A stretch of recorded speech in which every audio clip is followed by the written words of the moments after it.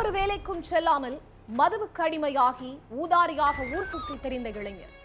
மது குடிக்க பணம் கேட்டு பெற்ற தாயை அடித்து சித்திரவதை செய்த மகன். ஊர் மக்கள் முன்பு நடந்த பயங்கர சம்பவம். நடு ரோட்டில் வைத்து பறிபோன தாயின் உயிர்.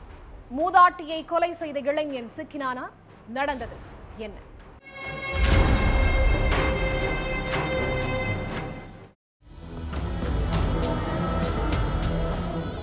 நஞ்சகவுண்டபாளையம் கிராமத்துல ஊர் மக்கள் எல்லாம் தங்களுடைய வீட்டு வாசல்ல உட்கார்ந்துகிட்டு இருந்தாங்க. அப்போ அங்க வந்த கருப்புசாமிங்கிற இளைஞன் வீட்டுக்குள்ள இருந்த தன்னுடைய தாய தரன்னு இழுத்துட்டு போய் நடு ரோட்ல கிடந்த கருங்கல்ல வச்சு அடிச்சிருக்கான். அப்போ அங்க இருந்தவங்க ஏன் உங்க அம்மாவை இப்படி போட்டு அடிக்கிறேன்னு கேட்டிருக்காங்க. அதுக்கு கருப்புசாமி என் தாய்க்கு பேய் பிடிச்சிருக்கு, அதனால தான் அடிக்கிறேன்னு சொல்லி இருக்கான். அடுத்து அந்த வழியா போன ஆட்டோவை தடுத்து நிறுத்தின கருப்புசாமி தாய் முழுகால ஆட்டோக்குள்ள தூக்கி வீசி கல்லாலேயே அடிச்சு கொன்னு இருக்கான். இத பார்த்த ஊர் மக்கள் போலீஸ் ஸ்டேஷனுக்கு போன் பண்ணி தகவல் சொன்னாங்க. உடனடியா ஸ்பாட்டுக்கு போன போலீஸ் சடலத்தை மீட்டு போஸ்ட்மார்ட்டத்துக்கு அனுப்பி வச்சாங்க. அப்புறம் முழுகாலோட வீட்டுக்கு போன போலீஸ் அங்கிருந்த கருப்புசாமிய பிடிச்சு விசாரணை பண்ணினாங்க. அதுல தான் பெத்த தாய ஏன் கருப்புசாமி கொடூரமா அடிச்சு கொன்னான்னு தெரிய வந்துச்சு.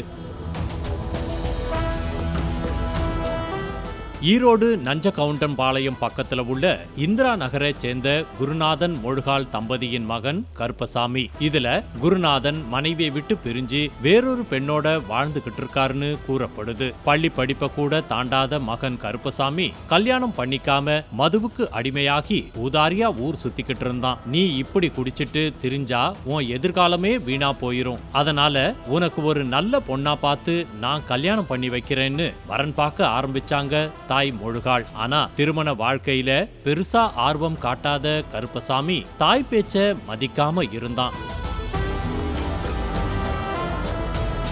நாள் போக்குல கருப்புசாமிக்கு ஃப்ரெண்ட்ஸ் சர்க்கிளும் அதிகமாகி இருக்கு. இதனால வேலை வெட்டிக்கு போகாம எந்நேரமும் மது போதையிலேயே மிதந்துகிட்டு இருந்தான் கருப்பசாமி. தன்கிட்ட இருந்த எல்லா பணமும் தீர்ந்ததால தாய் முழுகால் கிட்ட மது வாங்க பணம் கேட்டிருக்கான் கருப்புசாமி. மகனுடைய பேச்ச கேட்டு கடுப்பான முழுகால், உனக்கு எவ்வளவு தைரியம் இருந்தா என்கிட்டயே மது குடிக்க காசு கேப்பன்னு சொல்லி மகன்கிட்ட சண்டை போட்டாங்க. தாயோடைய அதட்டலால கடுப்பான கருப்பசாமி அன்னைக்கு நைட்டே ஃபுல் போதையில வீட்டுக்கு திரும்பி வந்து அம்மா முழுகால அடிச்சிருக்கான்.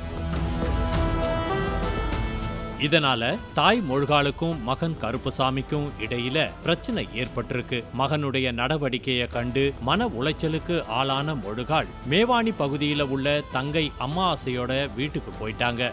அம்மாசையும் அவங்களுடைய மகன் மோகன்ராஜும் முழுகால நல்லபடியா பாத்துக்கிட்டாங்க. தாய் வீட்டை விட்டு போனதுக்கு பிறகும் மது வாங்க காசு இல்லாமலும் சாப்பாட்டுக்கு வழி இல்லாமலையும் கருப்பசாமி தவிச்சுக்கிட்டு இருந்தாரு. இதனால கடுப்பான அவரு தன்னுடைய அம்மா முழுகால கூப்பிட அம்மாசை வீட்டுக்கு போயிருக்காரு. நீ இப்போ என் கூட வீட்டுக்கு வரலன்னா உன்னை இங்கேயே அடிச்சு கொன்னுருவேன்னு சொல்லி வாக்குவாதம் பண்ணியிருக்கான்.